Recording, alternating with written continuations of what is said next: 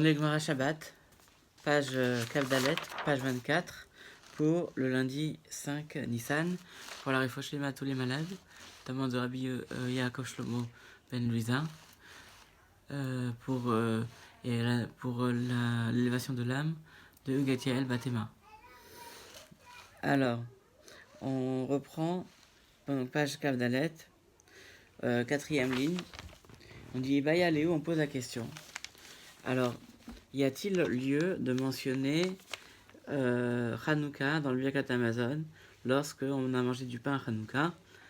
La question c'est, puisque c'est uniquement une d'ordre rabbinique, alors peut-être qu'on ne mentionne pas. Ou peut-être que la force de la diffusion du miracle, l'importance de la diffusion du miracle fait qu'on doit mentionner Hanouka dans le Birkat Amazon. Réponse de Rava, au nom de Rasroura, au nom de Ravuna, on ne mentionne pas le Birkat Amazon. Dans le Birkat Amazon, on ne mentionne pas Hanouka.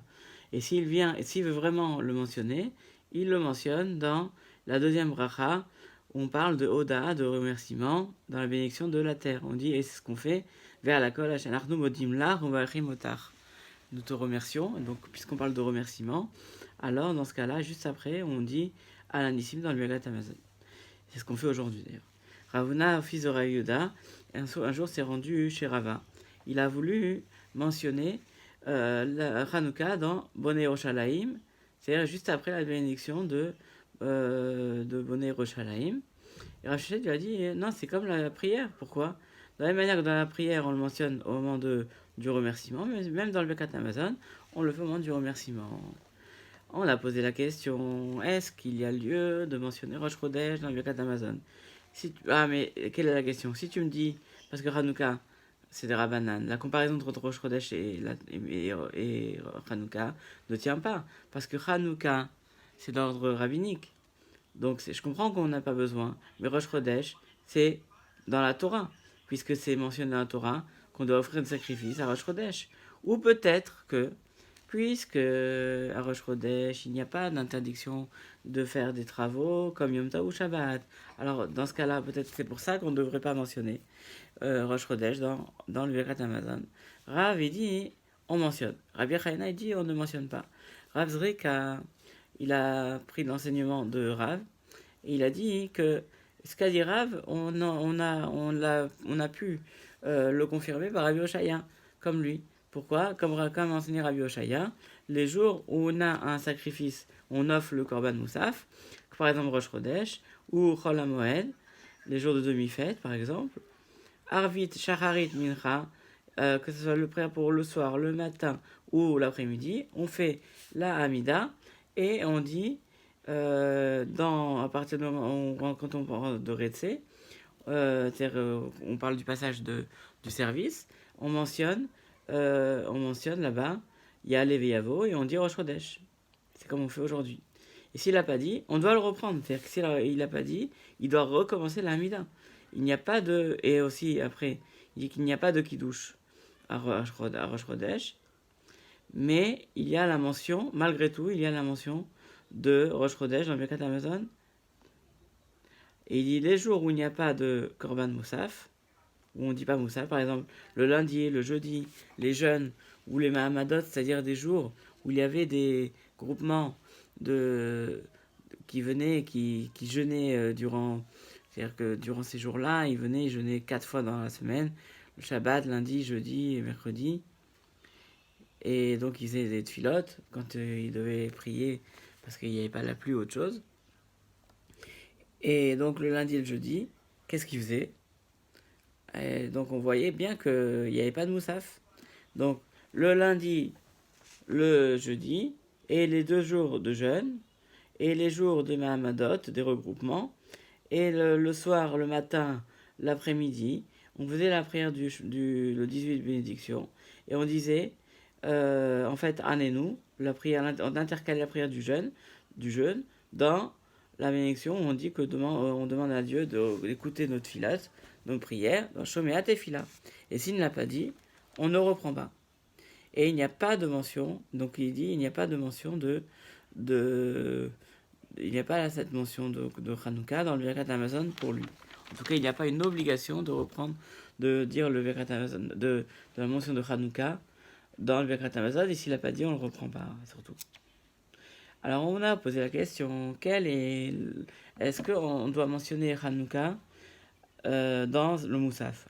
Oui, mais c'est vrai que Hanouka, il n'y a pas de Moussaf. Mais par exemple, dans le cas où Hanouka tombe Shabbat ou Rosh Chodesh, puisque c'est sûr que Hanouka va tomber un Shabbat ou un Rosh Chodesh, alors on dit on peut poser la question, puisque d'habitude à Hanouka seul, il n'y a pas de Moussaf en lui-même, alors il n'y a pas lieu de mentionner Hanouka à la Nissim, donc dans Moussaf.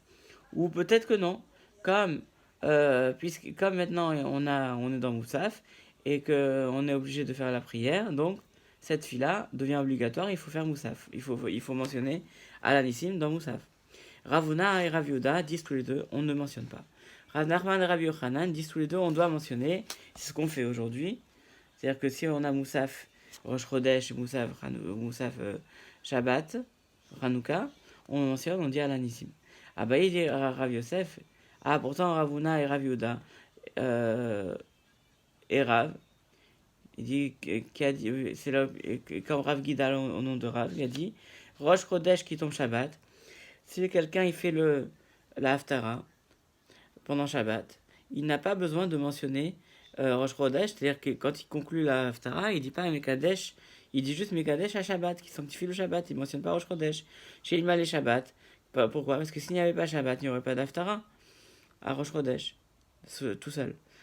Donc on voit bien de la comparaison. Donc si il y a Moussaf, s'il n'y avait pas Shabbat ou Rosh Chodesh, il n'y aurait pas de Moussaf. Réponse, non, là-bas comment tu compares? Là-bas aussi il y a une Haftara à Rosh Chodesh, il n'y a pas de Haftara de Rosh Chodesh du tout. Et pourtant, on mentionne Rosh Chodesh. Non, on mentionne pas Rosh Chodesh. Il n'y a pas du tout de Haftara à Rosh Chodesh. Et alors? Mais Arvit Shacharit et Mincha, on dira quand même à la Nissim. Donc, si tu veux comparer, dis ce qu'il dit Ravat Ravou au nom de Rav, maintenant au nom de Rav, il dit Yom Tov qui tombe un Shabbat, celui qui fait l'Haftara à Mincha, parce qu'à l'époque il faisait l'Haftara à Mincha même le Shabbat, comme ce qu'on fait à Kippour. Et donc le Shabbat, il n'a pas besoin de mentionner Yom Tov, il ne dit pas Mekadesh, il dit juste Mekadesh à Shabbat, qui sanctifie le Shabbat, mais il ne dit pas Ve'azemanim. Et il ne mentionne pas Yom Tov à la fin de la conclusion de l'Haftara. Pourquoi? Parce que s'il n'y avait pas Shabbat, il n'y aurait pas d'Haftara à Mincha Yom Tov. Mais en vérité, voilà ce qui ressort. La halakha n'est pas comme tous les enseignements, mais plutôt comme l'enseignement de Rabbi Yoshua ben Levi. On a tourné la page Kavdalet, page 24, folio B. Que, comme Rabbi Yoshua ben Levi qui dit que Yom Kippour qui tombe Shabbat, il doit faire donc Neila, la bénédiction, il doit faire la tefila de Neila, et il mentionnera aussi la Shabbat, le jour où on fait les quatre prières, parce que de la journée de Yom Kippour. Et donc, c'est une question. Pourquoi? Parce que s'il n'y avait pas Yom Kippour là-bas, on ne mentionnerait pas Shabbat. Donc c'est une question a priori. Réponse non. Pourquoi? Parce que la halakha est comme Rabbi Yoshua ben Levi, et on a établi la halakha comme Rabbi Yoshua ben Levi, et comme Rava, et qui dit que Rava dit que si on a un jour de Yom Tov qui est tombé Shabbat, celui qui fait l'office, qui va pour faire l'office, à Arvit, il n'a pas besoin de mentionner le Yom Tov. Pourquoi? C'est-à-dire, en fait, on parle de vendredi soir. Quand on fait la bénédiction après la Hamida, il ne mentionne pas Yom Tov. Il dit Mekadesh à Shabbat et il ne parle pas de Yom Tov. Ah, donc on voit bien que là-bas, il ne mentionne pas Yom Tov. Ah, tu dis, comment tu compares là-bas? Parce que là, c'est normal que là-bas, c'est même qu'on ne mentionne pas Yom Tov, parce que c'est que Shabbat, normalement, on ne devrait pas en avoir besoin, mais c'est uniquement les Chachamim qui ont institué la bénédiction après la Hamida pendant Shabbat, Mishum Sakana, à cause du danger, qu'on a ordonné de rallonger la prière, la Hamida de Shabbat, le vendredi soir, parce qu'à l'époque, ils n'allaient pas, les synagogues étaient dans les champs, et on avait peur que les gens rentrent tout seuls des champs. Mais ici, le jour où on a besoin de faire les 4 tfilotes, c'est différent.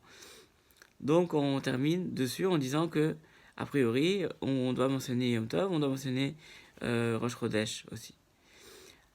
Alors on revient à notre Mishnah, on a dit qu'on n'a pas le droit de faire de combustible avec de la graisse, avec la queue de l'animal, etc. Ou de la graisse qui est fondue. On dit, pourtant on voit que les Chachamim, c'est l'avis de Tanakama, c'est la même chose, puisque les deux disent qu'on n'a pas le droit de faire du combustible, de l'huile, avec de la graisse fondue. Réponse, il y a une différence entre les deux. C'est ce que dit Rav Brona au nom de Rav, qui dit que si on a mélangé de la graisse permise avec de la graisse non permise, alors on peut le faire, mais on ne sait pas qui dit quoi.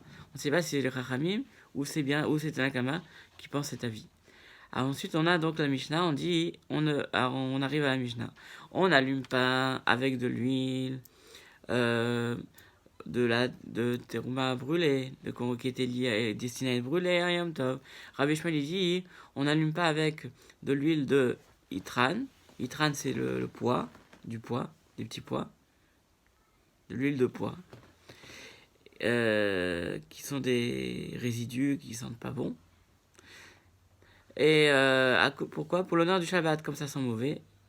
Donc on n'allume pas avec ça. Chachamim permettent, avec toutes les huiles de grains de sésame, les huiles de noix, les huiles de radis, les huiles d'entrailles de poisson, les huiles de blettes ou de courge, et les huiles de itran, donc de pois, et les huiles de neft, de pétrole. Rabbi Tarfon, il dit on n'allume qu'avec de l'huile d'olive. Pourquoi on ne brûle pas avec de l'huile de terouma qui est destinée à être brûlée? Parce que, comme on l'a dit hier, on n'a pas le droit de brûler des kodashim qui doivent être brûlés, on ne doit pas les brûler Yom Tov. D'où le sait-on. Chizkiya, il dit, c'est l'opinion de ce qu'on enseigne au nom dans la maison de Chizkiya, du fait qu'on a dit, un passage qu'on dit, vous ne garderez pas du Korban Pessah jusqu'au matin, et s'il reste du matin, vous le brûlerez. Pourquoi on a répété et aussi il en reste au matin? On a déjà dit que qu'il faut le laisser, on n'a pas le droit de le laisser jusqu'au matin. Pourquoi il y a une deuxième fois on dit Vanota amenu ad boker, le reste jusqu'au matin? Ça vient nous apprendre que on n'aura pas le droit de brûler. On aura le droit de le brûler uniquement le deuxième matin, c'est-à-dire à la sortie de Yom Tov, au jour de Chol HaMoed. Abaye dit non, on apprend notre passage qu'on dit Olat Shabbat be Shabbato. L'holocauste du Shabbat, c'est pour Shabbat. Et alors? Et on n'a pas le droit, par exemple le vendredi après-midi, on n'a pas le droit de faire l'holocauste du Shabbat vendredi après-midi pour s'avancer. Donc, pourquoi? Parce que chaque jour, on fait le besoin du jour. Et donc de là aussi, on apprend qu'on n'a pas le droit de brûler la trouma, la trouma qu'on doit brûler à Yom Tov. Rava dit, on apprend, non, vous les vados, il y a assez la crème. À propos de la source, on voit qu'on a le droit de cuire pour les besoins de Yom Tov. Il y a marqué, lui tout seul, il le fera. C'est quoi lui tout seul? C'est en plus, dit lui, c'est-à-dire qu'il fera ça et pas les accessoires. Il ne pourra pas construire un nombre de casseroles ou d'accessoires à la cuisson. Et l'Evado tout seul, c'est-à-dire quoi? Il ne pourra pas faire une Brit Mila, par exemple le jour de Yom Tov, si la Brit Mila n'était pas le 8e jour, c'est-à-dire qu'elle était repoussée. Et donc on l'apprend par Kal Vachomer. Rashi explique. Pourquoi? Parce que on voit que si quelqu'un était atteint de lèpre, il pouvait faire la Brit Mila. Donc la Brit Mila repousse la lèpre. Mais elle-même, la lèpre repousse le service. Dans le sens qu'un Kohen Gadol qui avait été atteint de lèpre, il pouvait quand même le servir. Le service au Beth Amikdash. Et en même temps, le Shabbat repousse le service. Et Yom Tov repousse. Donc finalement, le Shabbat repousse la lèpre. Et repousse. Et alors? Et donc, si le Shabbat repousse la lèpre, donc Yom Tov aussi repousse la lèpre.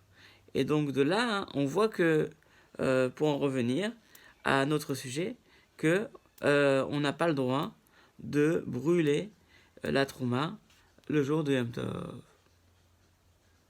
Ravashi dit non, on l'apprend de Shabbat Shabbaton. Pourquoi? Il y a marqué Shabbat Shabbaton parce que Shabbat Shabbaton nous montre que Yom Tov, on doit se reposer. C'est une mitzvah positive de se reposer. Donc d'un côté, on a la mitzvah de brûler la trouma qui a été impurifiée, donc Baesh Tisrofu. De l'autre côté, on a une mitzvah de se reposer, une mitzvah tassée, et on a une mitzvah de l'otassé, une interdiction de travailler. Donc la mitzvah tassée de brûler est donc, battue, inférieure à la mitzvah tassée de se reposer chez Yom Tov, et la mitzvah, l'interdiction de ne pas travailler durant Yom Tov. On s'arrête là pour l'enseignement du page Kavdalet de Shabbat.